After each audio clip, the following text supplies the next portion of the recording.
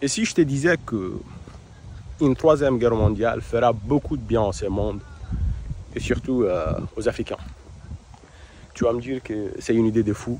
Comment souhaiter une guerre? C'est presque sadique.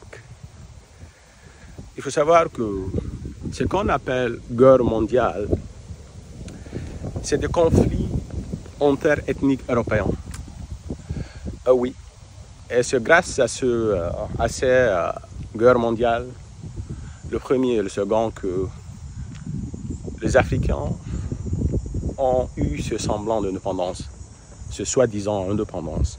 Oui, bien sûr, suivi de la défaite de la France en Indochine et aussi du soulèvement de la résistance algérienne un peu partout en Afrique, que les oligarques, les élites, ceux qui dirigent vraiment la France, ont décidé, se sont dit que oui, il faut donner ce semblant d'indépendance aux Africains, sinon la résistance va se propager.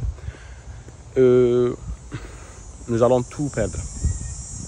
Alors ils ont ordonné à De Gaulle de placer des pions à la tête des pays africains. Et depuis lors,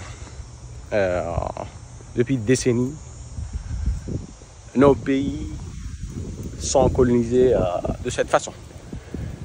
Heureusement, il y a 2 ou 3 ans, le vrai vent d'indépendance a commencé à souffler au Sahel, dans cette partie de l'Afrique,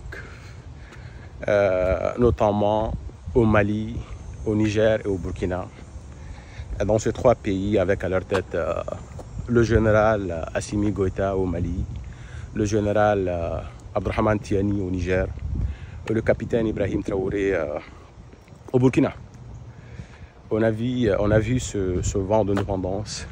Malheureusement, il y a des idiots encore africains qui pensent que ce n'est pas une bonne idée, qu'il faut ramener encore ces pions qui ont pillé l'Afrique, qui ont permis aux colons de piétiner l'Afrique et les Africains, et puis d'envoyer toutes ces ressources aux colons.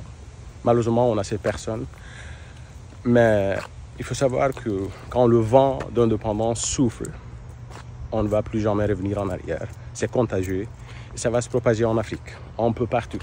C'est ce qui va se passer. Il faut savoir qu'il n'y a aucun peuple dans ce monde ne s'est libéré pacifiquement. Ça ne se passe pas comme ça.